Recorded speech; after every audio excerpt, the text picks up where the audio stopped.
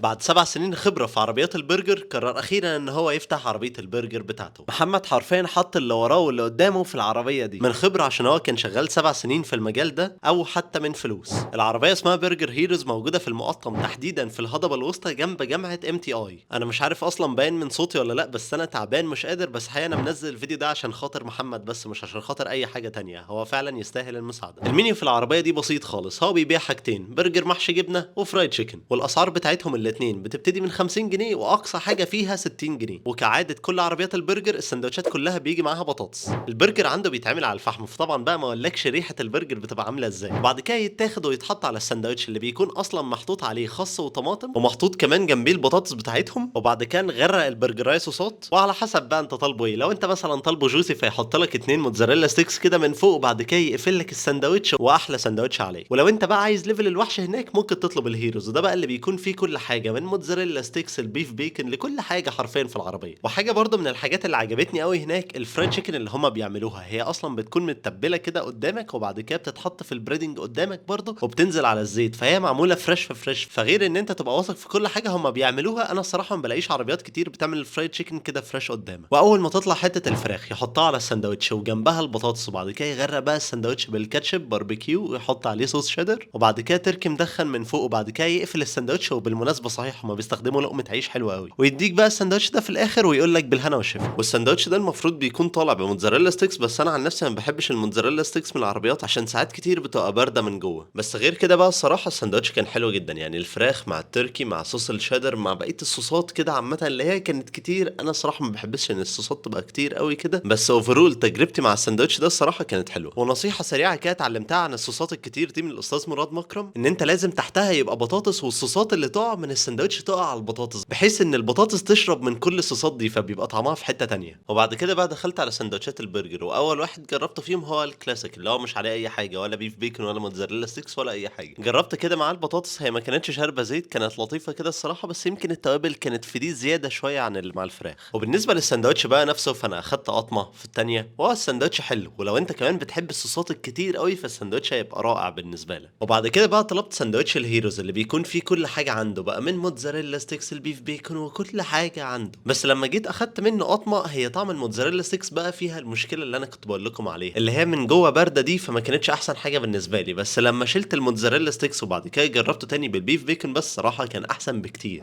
بس تعالى في اخر الفيديو ده بقى كده اقول لك شويه نصايح عامه لو انت هتطلب من هيروز برجر. اولا ادفع 5 جنيه زياده وزود جبنه على البطاطس عشان حقيقه تبقى احلى بكتير. وتاني حاجه لو انت ما بتحبش الصوصات الكتير قول له ما يزودلكش الصوصات، عشان هو في الطبيعي بيحط صوصات كتير. تالت حاجه بقى ودي موجوده في كل عربيات البرجر، لو الموتزاريلا ستيكس مش طالعه فريش قدامك من الزيت ما تطلبش اي سندوتش بموتزاريلا ستيكس. واخر حاجه بقى شكرا جدا ليكم لو انتوا لسه بتتفرجوا لغايه دلوقتي. كان معاكم اباظه من قناه لايف ويز اباظه.